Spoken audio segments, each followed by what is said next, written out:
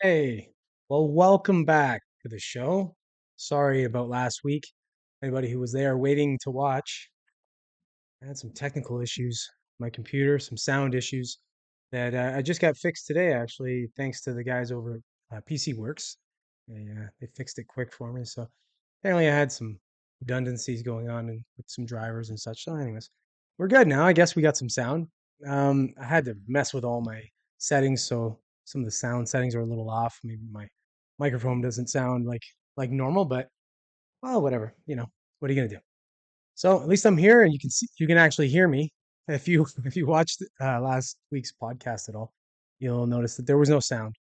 I'm keeping it. I'm not downloading or I'm not deleting it. I'm gonna keep it for when I become as big a channel as Mr. Beast, and it'll just be something funny, almost like watching Mr. Beast sleep on a live stream. That'll be the same as me. No, I'm just gonna leave it up there because I'm lazy. That's what it is. Anyways, yeah. So what's up, Joe? No sound again? I got no sound again. Come on. Really? That's weird. No, I got sound. What are you talking about?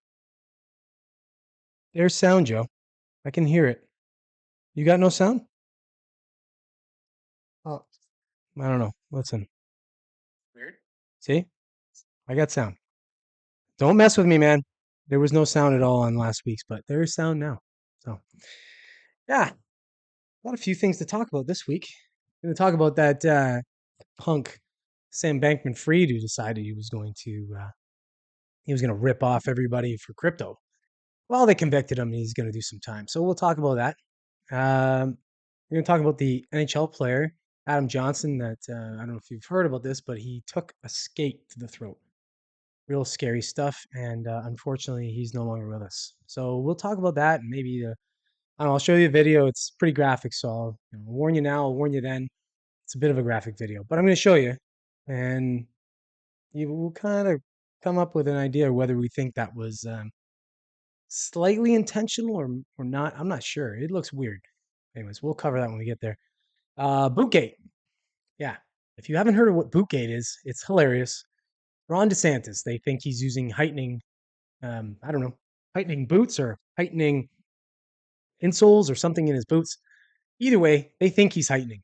And if you ever watch Seinfeld, there's an episode where one of Kramer's friends, who he's an actor with, and he's a little person, and he starts heightening. So if you use that term heightening, it's kind of funny. Anyways, we're going to talk about that. Also, Tesla. Tesla has announced, or whatever, they've said at some point they're going to be working on and releasing an economical vehicle, an economical Tesla, meaning price economical, because you've looked at Teslas, they're pretty ridiculous as far as the price. And if you've been in a Tesla, you know that while they're nice, the seats and stuff are nice, they're pretty much just a shell with an iPad attached to the front. So, and they're very expensive. But now they're looking at doing something for around 25,000. I'm guessing that's probably US dollars. We'll go through that article and we'll talk about that and see where we land on that. Also, Anna Kasparian, if you know who she is, she's from the Young Turks. She's uh, I don't know where she fits on the spectrum. I know she's left, but I don't know how far left she is on the spectrum because sometimes she makes some sense, other times she doesn't. She's talking. I'm going to play a video where she's talking about the Israeli conflict, and we'll discuss that. And I don't know. I already know what I'm going to talk about, so you don't necessarily unless you've seen it. It's kind of awful her take on it, but we'll talk about that anyway. And finally, we'll talk about memes and whether we think they've gone too far. The reason why I say that is because I just talked about the recent, like, on last podcast, I talked about Matthew Perry, former Friend star, just being found dead, whenever it was, week and a half ago now. Um, there's some, there's some, like, I don't want to laugh. I'm gonna laugh. I don't care. There's some pretty funny memes out there, but they're very, wow, they're tasteless and pretty quick. I'll say that. I don't know if whoever these guys are that are putting these memes together, if they're sitting in some kind of bunker somewhere, you know, they're they're waiting for things to happen. Like one person's working on the deaths of people that they feel like are coming up, so they've got all these memes ready to go because they launch these memes as fast as you can blink. You got a meme out there after something like this happens. So we're gonna talk about it. I'm gonna play it like I said. I'm gonna show you a few of the memes that I'm talking about. Yeah, they're pretty funny. So, but before we get into this, if you are watching now and you haven't subscribed to the channel, please subscribe to the channel.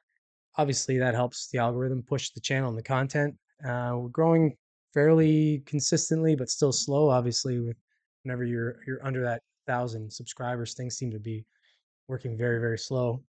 Also, if you are watching and you do like the content, hit the like. That also helps the algorithm push the content and share it and all that kind of stuff. Do all the things that you do when you like something and you just naturally do. You like you want to show it to people. Do that for me.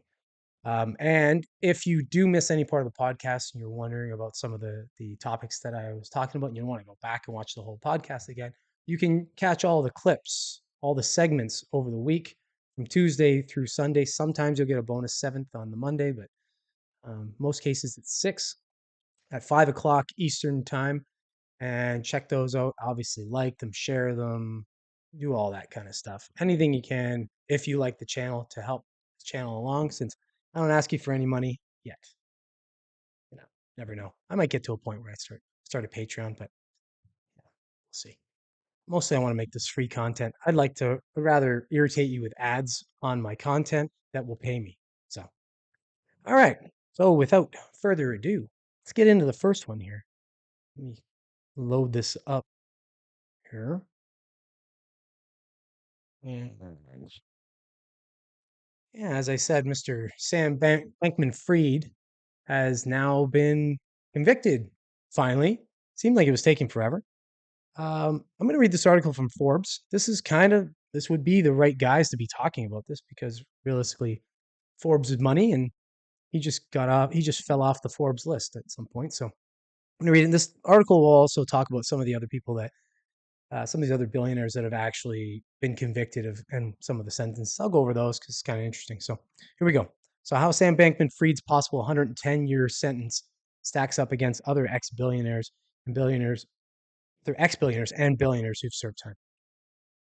So former crypto billionaire Sam Bankman-Fried was convicted Thursday on 7 counts of fraud and conspiracy. The 31-year-old, who was once worth as much as 24 billion, I had no idea it was 24 billion. That's crazy. And ranked number 41 amongst America's richest, faces up to 110 years in prison and is expected to be sentenced on March 28th. After his crypto trading firm FTX filed for bankruptcy and shut down in November 2022, Forbes reduced our estimate of Bankman-Fried's fortune to nothing. Yeah, come on. Well, it'd be nothing if he's an idiot, but most of these clowns they hide money. They put money somewhere else. So I'm sure he's got some money somewhere. I'm sure he's not going to be destitute, put it that way. The fallen titan of crypto might be in prison longer than any billionaire has been before, given his age and possible sentence, but he certainly wouldn't be the first to be locked up. At least 11 billionaires or former billionaires have been to the big house, with 3 of them still behind bars and another under home confinement. That doesn't seem like a real conviction if you're just confined at home. Like, especially if your home is immaculate and, you just just make it a playground, right? Whatever. White collar crime has been the weapon of choice for most of these unlawful elites. Excuse me. With them doing time for crimes ranging from orchestrating sweeping cases of fraud to bribery. One exception, the infamous Mexican drug kingpin Joaquin Guzman Leora, better known as El Chapo, who Forbes called a billionaire from 2009 through 2012, based on his leadership of the Sinaloa cartel, which was allegedly responsible for 25% of all drugs smuggled from Mexico into the U.S. Wow. He is serving life sentence for narcotics trafficking and money laundering.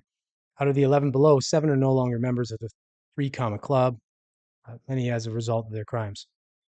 Okay, so Alan Stanford. So Alan Stanford, what did he do?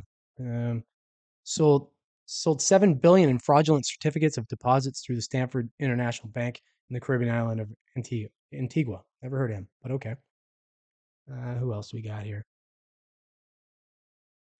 Mikhail Hodorovsky and Platon Lebedev. I've never heard of these two. Okay, so They were partners in the Russian oil and gas company Yukos. Russian civilians, blah blah blah, were arrested for tax evasion in 2003. Okay, whatever. So they were sentenced to 13 years for that.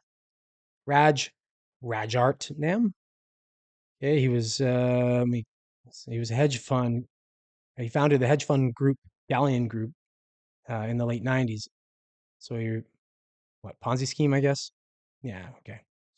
11 years in prison. Okay. Joaquin Guzman, El Chapo, 5 years to a life sentence or of a life sentence. He's been in behind bars 5 years of a life sentence. So that one's a little different. That's a clear cut case of you know big crime essentially. He's attached to all kinds of crime, murders, and all kinds of things. John Kapoor, who was the CEO of now bankrupt pharmaceutical company Insys Therapeutics.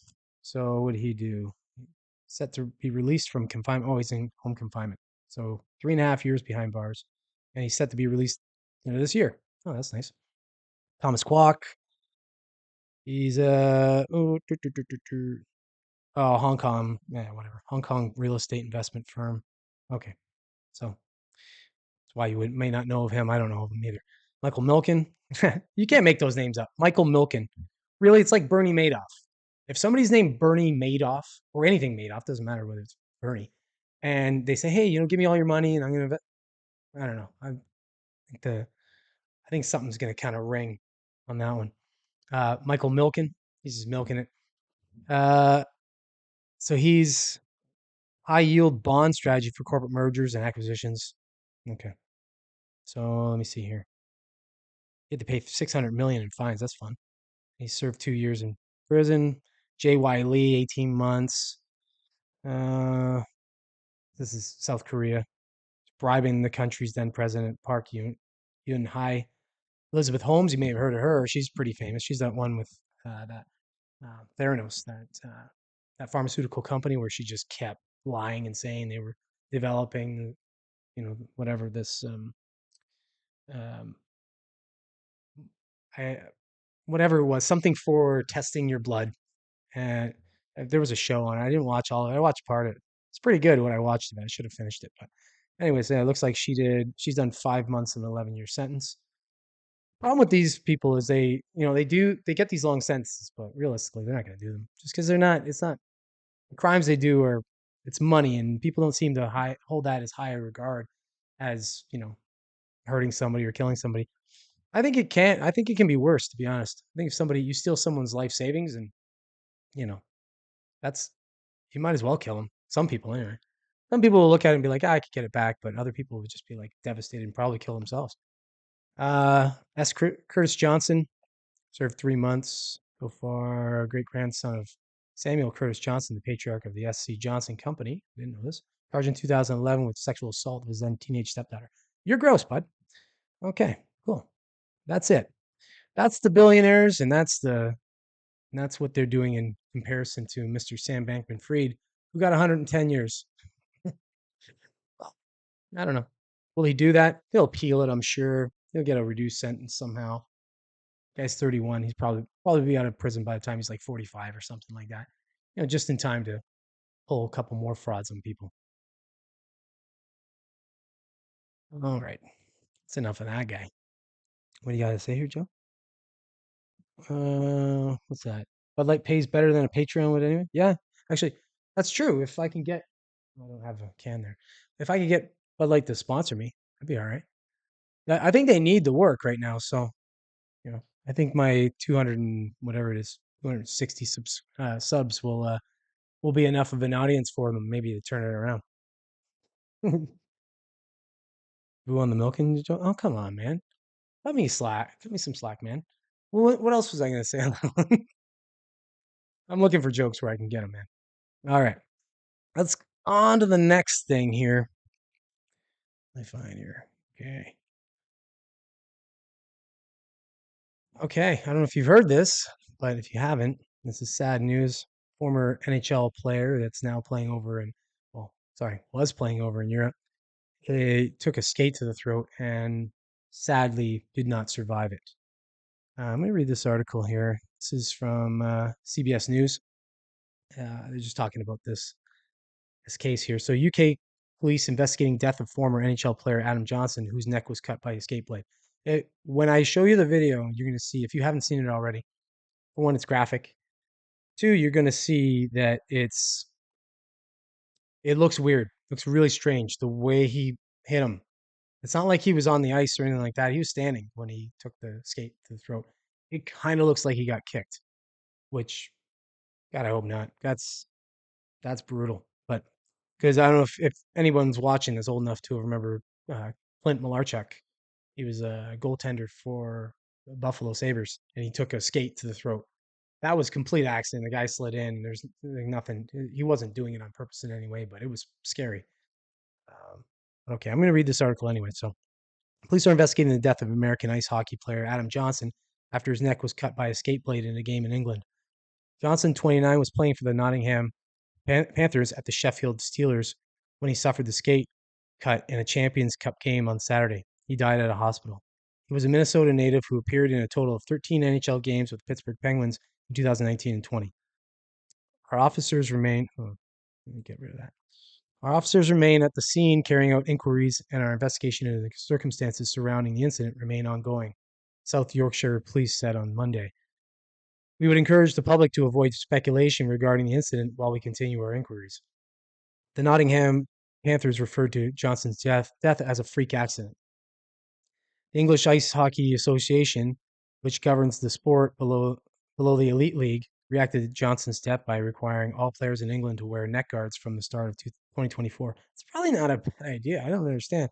You know, you've got the chin guard, you've got the chin strap anyway. Why not just attach a little chin guard to it that, while it wouldn't stop everything, but it could deflect. So I don't know why these guys are skating around on knives and they're not protected. We've seen a lot of injuries with the skate. Obviously, not as many with the neck. Thank God. Neck guards will be mandatory from January 1st for all on ice activities. EIHA gave on Monday its strong recommendation that all players start wearing a neck guard effective immediately. It said neck guards would not be mandatory immediately because of anticipated supply issues. It is unacceptable for any player to lose their life while playing sport. Our responsibility is not only to avert the recurrence of such a heartbreaking accident, but also to preemptively address other foreseeable incidents in the future. Okay. So let me see. We are firmly committed to our obligation to exhaust every possible means to ensure that a tragic incident of this nature never befalls our sport again. Okay. Let's get down a little bit here. Where are they talking about? This is a long article. Oh, no, it's not that long. So, okay. Anyways, this just goes on more about the morning and such. Yeah, this I'm glad they were looking into it because I'm gonna play this video and you tell me. I don't know. I have feelings about it. I'm thinking I don't know. I'm crying foul on this. Again, I'm gonna warn you right away. If you're this is graphic, but it's not in the way that you're gonna see anything. You're gonna see the incident and then you're gonna see a lot of blood. So if that makes you feel queasy, look away. It made me feel a little queasy. So here we go. I've warned you.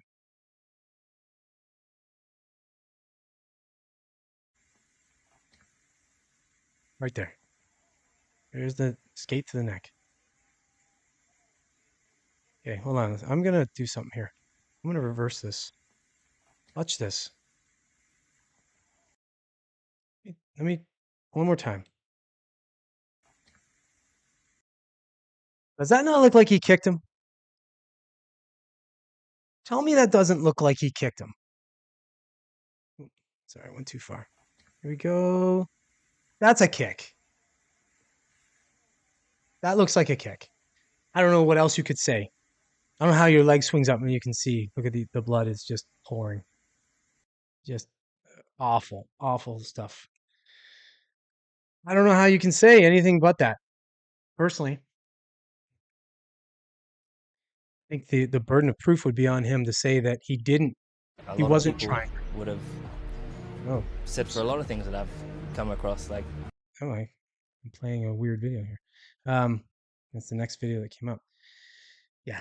So they got to look into this. Obviously, they're gonna have to look into this hard, and it's gonna be hard to prove. Anything like this is hard to prove because you're playing a game, and the idea that somebody would do this on purpose is grotesque and awful to imagine. But I think they're gonna have to look back and see if there was altercations between this player and and Johnson prior to this happening to see if there was some motive. But again, you're gonna have to prove to me that he didn't swing his leg up to give him a kick. But I don't know. We'll see, I guess. Yeah. So what are you saying here, Joe? I see you're commenting away here. This was sick that the guy did that on purpose. I've watched hockey for a long time. I'm from Hockey Town. I've seen that happen before, but it looked intentional. Exactly. I think it did. I think it looked intentional. I like, you know, whatever. I'm gonna throw in my own resume here. I've done martial arts, and I know what a kick looks like. I know what if you got like had he been spun around, had somebody grabbed him and spun around, and his leg whipped around and hit him, then I'd be like, okay, well that's easily that looks like that could have been accidental. But that he's skating in, and it looks like he actually hits him on purpose. It's that's crazy to me. I don't know how. Ugh, I don't know how you get away with that, but I think some of these guys think when they're in the middle of sport like that, it's like a fight. You get a hockey fight. If someone were to die in the hockey fight, you know, I don't know. I don't know how they treat it. I guess it's still manslaughter, but at the same time, the fight is allowed to happen. There should be the knowledge that that could take place. Anything freak can happen, especially when they're trying to pull the helmets off of each other so they can hit him right in the face. Pull the helmet off and then hit him, and he falls back and cracks his head on the ice. Well, he could die. It's actually there was that one movie. What was that movie? Slapshot or something like I think it was Slapshot where he does that, where the one tough guy takes his helmet off and then trips him, so he falls and smashes his head. Anyways, but yeah, that's pretty gross. That gave me the sick feeling when I watched it. So I can imagine other people watching it and being a little bit sickened by it. Okay, let's uh let's go on to the next thing here. This one's kind of funny. Okay, if you kept, if you're in the news or in the know a little bit about Ron DeSantis's presidential campaign, you probably heard about Bootgate. It's kind of funny. Like everything gate, anything gate, right? So I'm going to read this article here, and then I'm going to talk a little bit about what's going on. If you don't know what Bootgate is, if you don't, you can look it up. There's a lot about it, but here goes. Here's the article. So this is from Yahoo News. They're just going to explain what this controversy is. So Bootgate explained how Ron DeSantis' alleged cowboy boot hidden heels became a campaign controversy. So the Florida governor claims to be 5'11", but social media sleuths and fashion experts have doubts. There's been there has been no shortage of controversy when it comes to the presidential campaign of Florida Governor Ron DeSantis. There was his much hyped announcement on X, formerly known as Twitter, which quickly turned into a buggy disaster, endless reboots, and a viral, but not in a good way, debate moments, or violent, whatever, you know what I mean. But perhaps nothing has been stranger than the most recent controversy to befall DeSantis' faltering campaign, which is focused on a question that has nothing to do with politics or policy. Does he wear lifts in his shoes? So tell me he's not wearing hidden heels. That was the caption on a 9-second TikTok video a user named Spamalina posted several weeks ago, focusing on the cowboy boots DeSantis favors in the campaign trail. The user argued that the footwear concealed a hidden high heel that made DeSantis seem several inches taller. This is weird to me. This is really easy to disprove. So that's what makes me kind of wonder if he actually is doing this. You could just go, okay, I'm 5'11" without shoes on. I'm going to take my boots off, measure me. There, done. Or you could say, look, I'm 5'11" with my boots on, without my boots on. There's a small thing to it. I'm 5'10", 5'9.5" or whatever, right? It's real easy to settle this out, but the fact that he's not settling it out kind of screams that he might not be innocent. Either way, pretty funny. So DeSantis has long claimed he's 5'11", but like other claims he has made, does not entirely stand up to scrutiny. It would seem that that's important when it comes to, Tinder dates and stuff like that. From what I hear, guys lie about their height all the time. I'm not on those things anymore. Uh, and I wouldn't lie anyway because there's no point in lying. Why are you gonna lie? They're gonna find you out when you meet the person. They're gonna see that you're full of shit. So, but to lie like this, it's like you're in the public eye a lot. People are gonna look. They're gonna look for the lie. So I don't know. I just think you could put this to bed real quick and then move on. But who knows? Maybe they're looking at it as the press. Any press is good press at this point. I don't know. Early in the campaign, observers noted that he recently appeared to change the pronunciation of his name from DeSantis to DeSantis, potentially to downplay his Italian roots. He has also portrayed himself as an everyday American, unbeholden to elites, while courting billionaires and insisting on flying on private jets. Whatever. I love when people pick on people for that. If I could fly on a private jet, I'm gonna fly on a private jet all damn day. Get out of here. Like I'm gonna choose to fly on a commercial flight. No, give me the private jet. Good on you, DeSantis. His campaign has depicted these and other observations as attacks from unfriendly media outlets, but the governor's sliding poll numbers suggest deepening skepticism from the Republican base. The Hill controversy seems to fit a narrative about DeSantis, which is why Bootgate became more than an inconsequential story to begin with. Okay, so here we go. So former South Carolina Governor Nikki Haley, who is quickly replacing DeSantis as a choice of Trump skeptical Republicans, is 5'8", which some speculate is DeSantis' real height. Gender expectations being what they are, Haley can wear high heels and does. On a recent episode of The Daily Show, she needled DeSantis on what has come to be known as Bootgate. I can tell you, I've always talked about my high heels. I've never hid that from anybody. I've always said, don't wear them if you can't run in them. So we'll see if he can run in them. Yeah. Okay. Anyways, yeah. So that's where it's at. So is Bootgate real? Do you think it's real? Do you think it's a do you think this is just another way of them messing around with DeSantis and trying to, you know, get him unpopular in some way? Doesn't matter anyway. Let's be real. Trump has the nomination. No matter what anybody does. It's a landslide victory for him all the way. All right, what do you guys say here, Joe? Let me see here. Um yeah. Oh yeah, well, of course it's dumb. This is what they do, right? It's like anything to get people talking.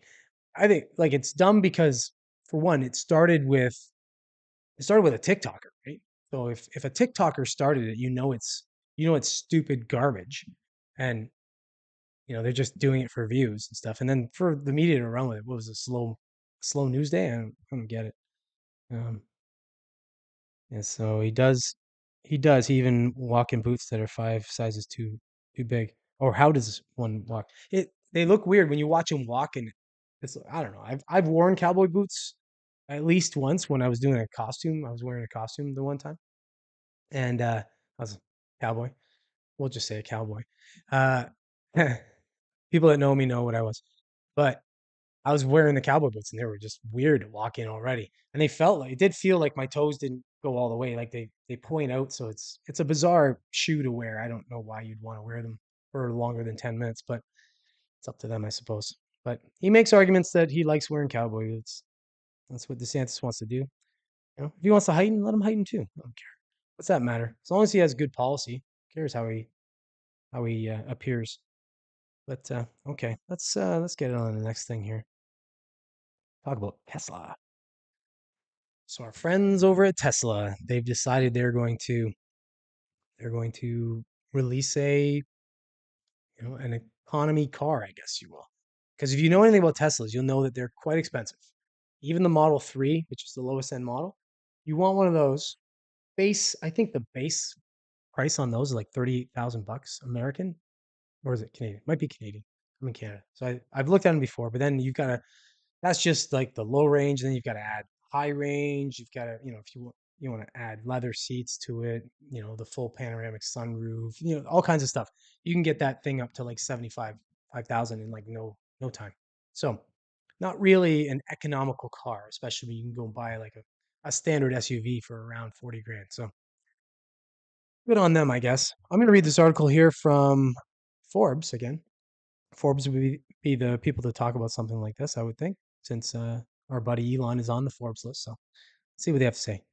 Tesla is reportedly planning to build a sub 27,000 car at its Berlin factory, meaning lower than 27,000, which that's crazy, to be honest, if they're able to do it. Tesla is planning to build a new electric car model that will be priced at around 25,000 from its factory near Berlin, Reuters told Monday, uh, making it the company's cheapest offering that could allow it to compete against budget EV makers from Europe and China. It's got to be more than that here, I would think. 25,000 seemed like, maybe 25,000 American. And, of course, here in Canada, that 25,000 American works out to like 40 trillion, I think, or something like that after you do the exchange.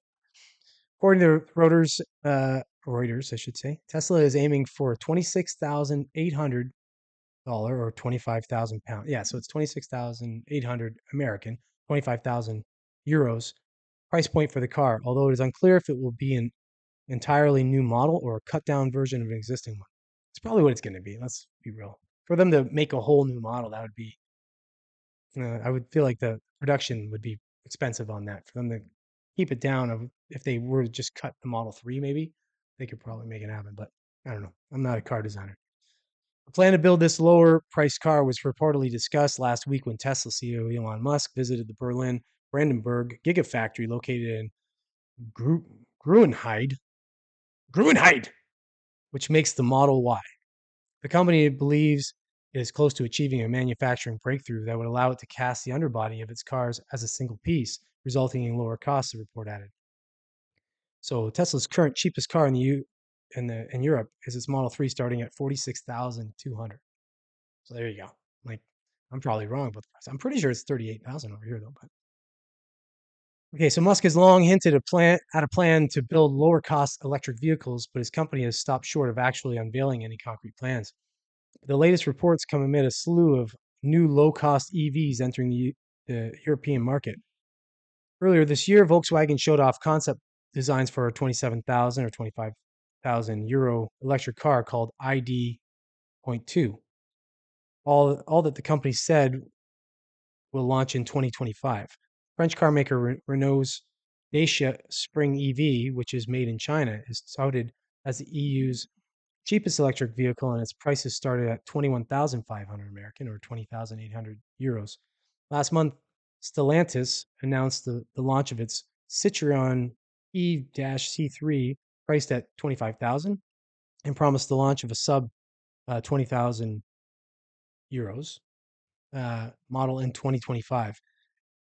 European car makers aside, or majors aside, Tesla also faces competition from Chinese makers like BYD. Earlier this year, the bloc approved a law that will ban the sales of carbon emitting vehicles from the region starting in 2025 or 2035. Sorry. Okay. Anyway, so one last piece. I'll read it here. So, Musk's plan to build a new model come amid Tesla's efforts to placate its German workers on wage issues. On Friday, the company announced a 4% pay hike for workers in its Grunheid plant, along with an additional 2,688 American dollars or 2,500 euros raised for production workers. The workers will also receive $1,612 American as an adjustment for inflation. Tesla pays lower wages than other major car makers in Germany, which has resulted in a pushback from IG Metall, the country's biggest labor union. Labor unions, they're still around. Okay, well, hey, good news. Good news if you're a Tesla fan and you've kind of been out of the price point. Just wait a little bit. They're going to come out with a slightly cheaper, on both regards, I would think, model of Tesla. So you'll be easily able to get in that market. All right, what do you got to say to that, Joe? Oh, you were talking about your cowboy face. Yeah. I had a bolo tie phase, by the way. So if you know anybody watching, they know what a bolo tie is. The ones with the two little strings. I was a kid though. I was like 12. And I think I saw it one time somewhere. My brother had one or whatever, and I had an older brother. And I stole it from him and started wearing it to school. It was a weird time. I won't tell you when, but it was a weird time back in that time, whenever it was, you know, back in the prep time. And I'm giving you clues right now. The time where you used to take the bottom of your pants and you'd fold them over and then fold them up, and they'd be real tight at the bottom. So it was almost like a slim leg back before slim legs were popular. Anyways, yeah. Would you have? Oh, you had 5 bolos, bud. Oh, look at that. Well, I only had one. 2 hats, 2 boots. You were right into it, buddy. You were like you were cowboying it up. Do you know where Garth hid the bodies? That's just little Garth jokes or Garth Brooks joke for anybody who knows the whole beef. All right, I'm gonna carry on here. I digress. Let's get on to the next thing here.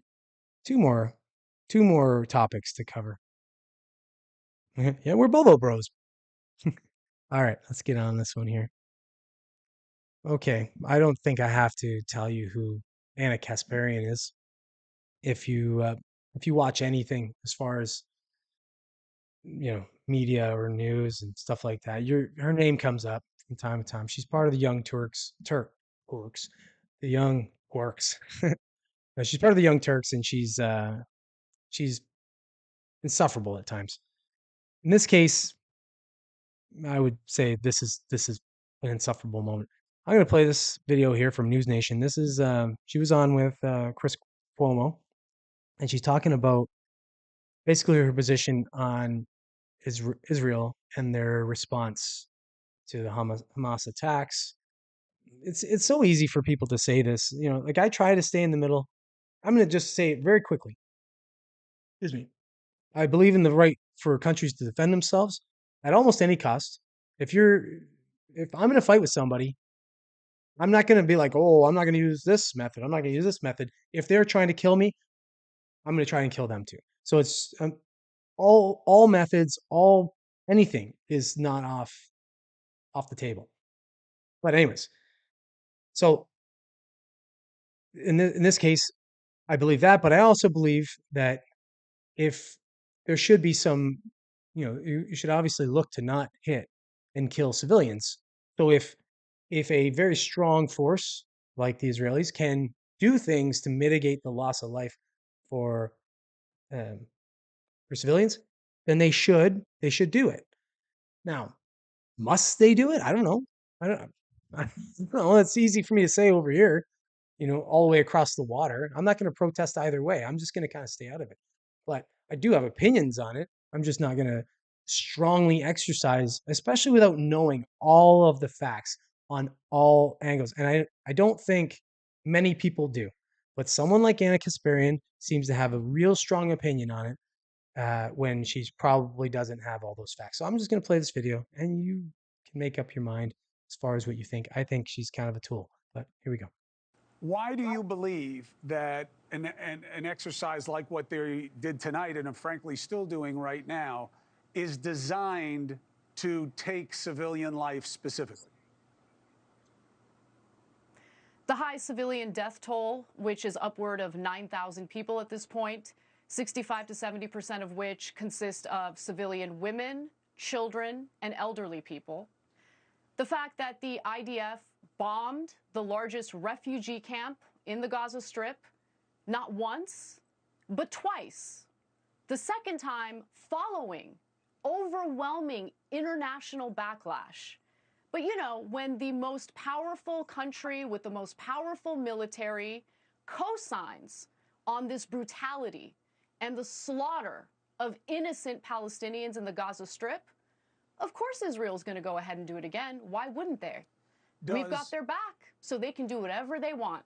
Does it matter what precipitated this event and that this is the worst hit Fair Israel question. has taken, they say, since the Holocaust? They lost the equivalent of what have been 50,000 people in this country, and that they have what would be the equivalent of 5,000 to 6,000 of their people taken hostage, many likely not to be returned. Does that not matter in your analysis? Certainly, we did much worse than they've done thus far after 9/11. Of course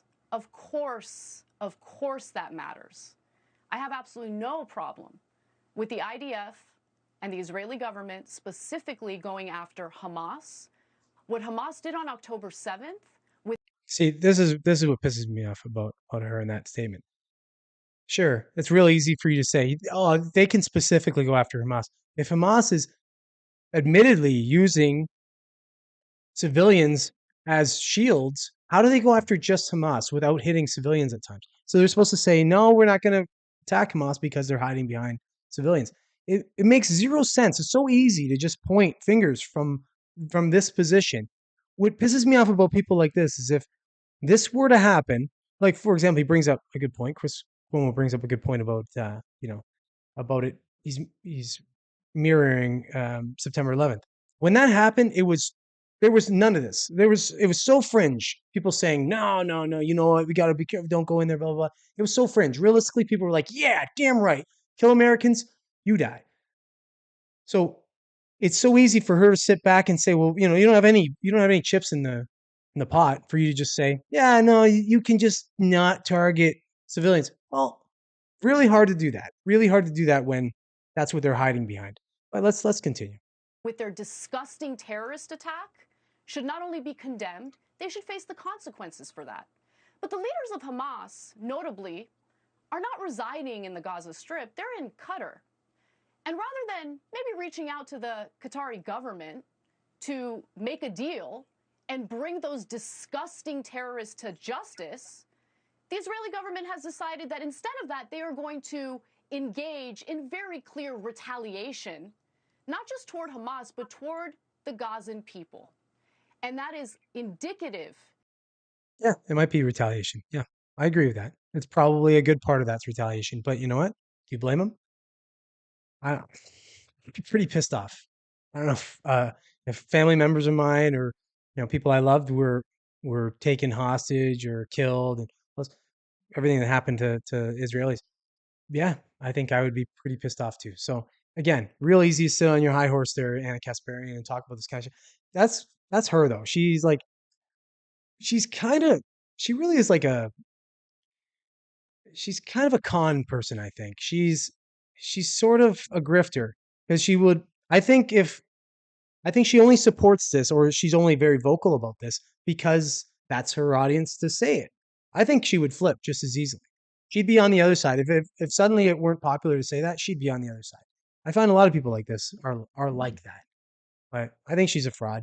And she says a lot of things that are true at times, and I can see her point. But in this case, it's like it's so easy to sit on this perch of hers and and talk about what the Israeli forces should and shouldn't do. In the numbers that we are seeing, in the civilian casualties that have exploded day after day, and they will continue to increase. Yeah. They don't care about Palestinian civilians. I'm sick of the talking point regarding human shields. Right. What do you say they don't care? They have a missile system that shows that they care. They have the Iron Dome that shows that they actually care. They shoot missiles out of the air instead of just for years just going over there and decimating.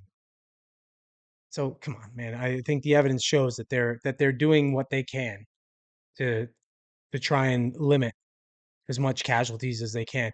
Considering also, and you're not even considering the fact of the high population density of the Gaza Strip. Like, come on, you could, you know, I could fart and 1,000 people are going to smell the fart. It's that populated over there. Look, Hamas might use Palestinian civilians as human shields, but let's keep it real. It is the IDF that makes the decision to launch those airstrikes knowing full well that innocent people, the majority of which are children, are going to suffer the consequences of that. Either they're going to be injured terribly or they're going to die. And by the way, we should also note that refusing to allow fuel into the Gaza Strip, which the hospitals need in order to function, in order to operate, another indication that they're not really concerned about the Palestinian people. Look, they think they're subhuman and they're treating them as such. You're ascribing opinions that I can't legitimize, right? That's not what they say when they're interviewed. That's not what they say when you're on the ground there. That's not what their polls show of how people feel there. Plurality, majority Israelis want a two-state solution. 20% of their population is Palestinian and or Arab. You look at the numbers in Palestine, to the extent that you can trust the polling, because it comes through Hamas like everything else, the plurality, majority there support Hamas. The people who attacked on October 7th were not just Hamas warriors in uniforms. There were civilians. Chris, let's pause for a second. You cannot, on one hand, claim that Hamas is a terrible dictatorial regime and they use these poor civilians as human shields. And then simultaneously, when it's convenient for you, say that, well, like, they love Hamas. The Palestinian people love this dictatorial terrorist regime. What? Maybe consider the fact that when you're being... What are you talking about? You can't say that. That both aren't true. Yeah, they kind of are. See what I mean? This chick's insufferable. Oh, I'm almost finished with this video. Ruled by a terrorist militant group, that speaking out against them might lead to your decapitation. I agree. I just said to you, to the extent that you can trust it because it comes through Hamas. Do not defame the Palestinian people by making it appear as though they are overwhelmingly supportive of a terrorist group. You what they are not. They are victims in this situation. Show with a qualification. Be careful about ascribing animus to me. I wouldn't be doing the segment if I had animus. We cover the suffering in Palestine every night. Okay. Well, that's pretty much the end of this clip anyway. I don't know what happened there, but let's get off that. Let's talk a little bit more about this 8-year-old little girl that Robert had referenced, Emily Hand. Love when they restart new ones. Yeah. So Anna Kasparian, she just wants to. The way I would look at her is she's a sensationalist. She is a grifter. She will say anything that she feels like she can get support on her side on the Young Turks there, and she's got to be the loud person in the room. I hate those kind of people.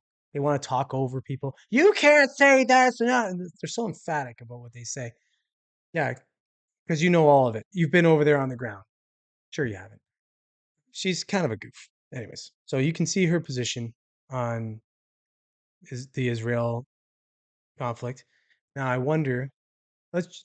Now that we live in a great time right now where you say something and it's captured on camera on some type of media um, platform or whatever, or social media platform I should say. Now you can't unsay it. All you can do is try and spin and act. That's where gaslighting, the term gaslighting, kind of came from. It's like, you say something and then later go, oh, I never said that. Yeah, you sure did.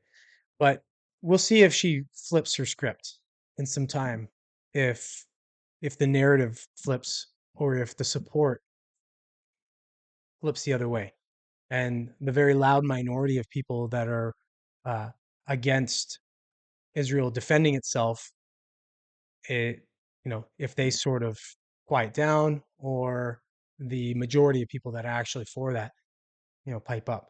We'll see where she lands on that after that happens.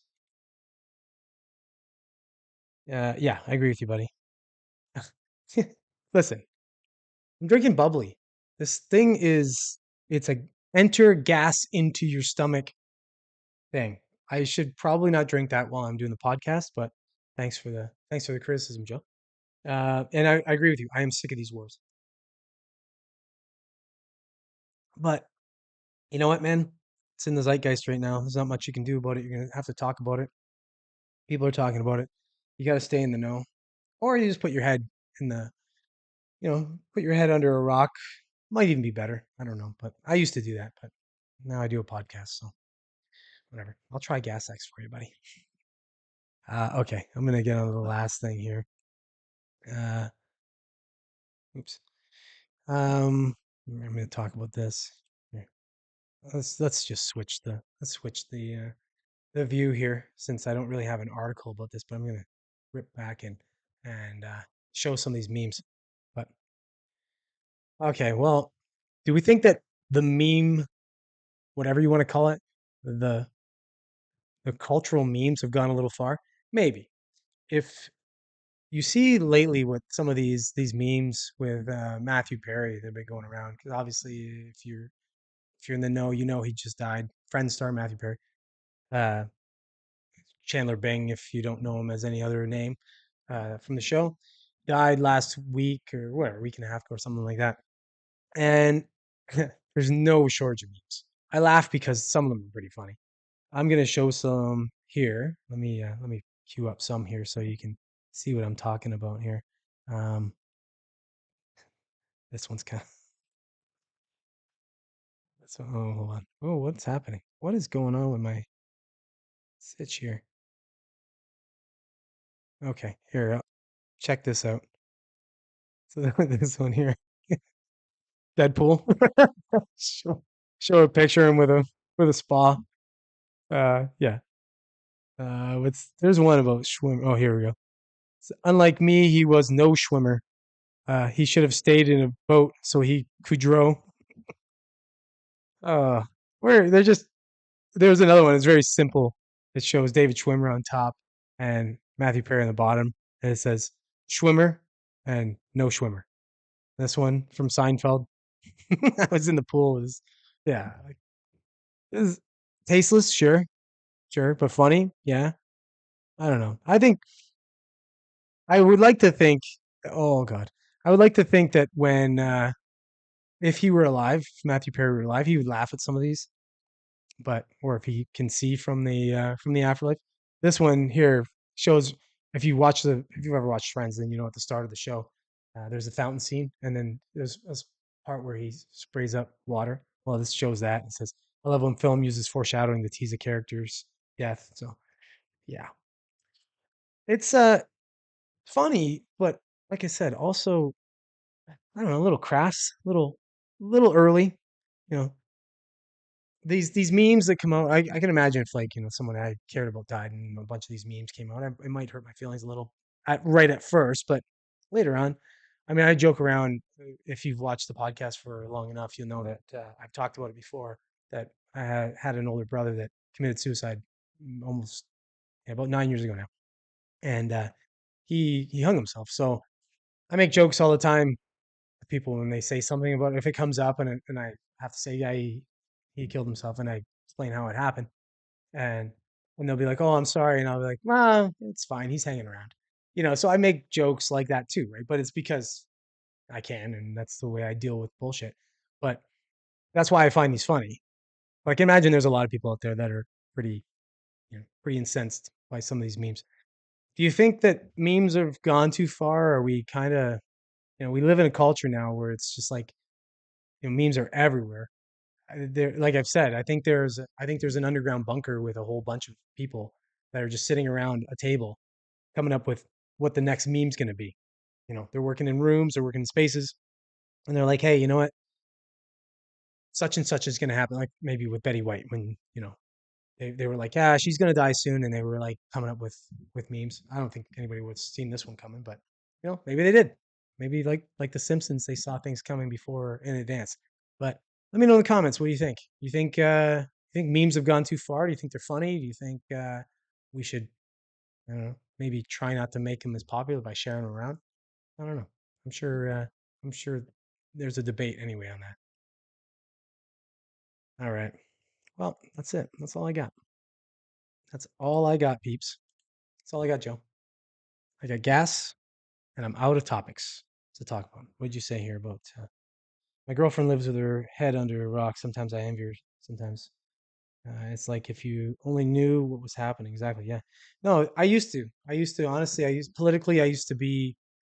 You know, my head under a rock. I didn't really care because I'm of the idea that if you don't know, then maybe you're not affected by it as much.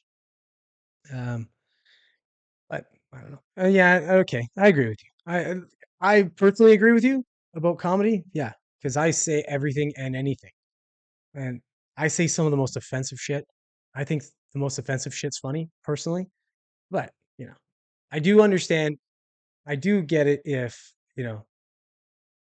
like there's right place, right time, things like that. But with the internet, there is no place or time. It's just the internet. If you don't want to find it, don't go looking for it. Now, if somebody did a meme, let's say a Matthew Perry meme like that, and they hacked into his obituary website or something, and they posted it on there, well, you're an asshole. That's not funny. Nobody's really going to find that exactly funny. Um, just like if you did it at the funeral, you started doing stuff at the funeral, poor timing. But I do agree with you. I think we should be able to joke about anything. I think certain things are universally funny, and then other things are selectively funny. I'm of the selective funny. You make fun of something like that, well, I'm gonna laugh. I laughed at every one of those memes I saw. but I did that, oh, laugh, it's, I'm going to hell for laughing, but I'm still going to laugh. But yeah. All right. Well, thanks for being with me, Joe, as always. I saw a few people watching and of course not jumping into the chat. I wish you would jump into the chat. As you can see, I like to engage with whoever's in the chat. Joe feels a little lonely sometimes when I'm not responding to him. So if you jump in there and talk to Joe, he would appreciate that, I'm sure. If you haven't already, subscribe to the channel. If you've watched this far, come on, like you owe me that much, I think. Like, share it, all the things. Look for all the clips, look for all the segments that I talk about in the podcast. Look for them over the week, Tuesday through Sunday, 5 o'clock Eastern Standard Time. We just moved time period, we just moved ahead fall back. We just fell back time. So, cognizant of that. May have missed some people today because of that. Who knows? Yeah, what are you saying there? We were all, they were all me. I have you on multiple screens. That's funny. That would be hilarious, buddy. Just set up a whole ton of YouTube channels and just comment different things all the time. You're always making that AI comment, which makes me laugh. Yeah. So thanks for watching. Thanks for supporting the channel if you have, and if you haven't, screw you. But also don't just support the channel. Okay, we'll see you next Monday at 7 o'clock. Thanks for watching, guys.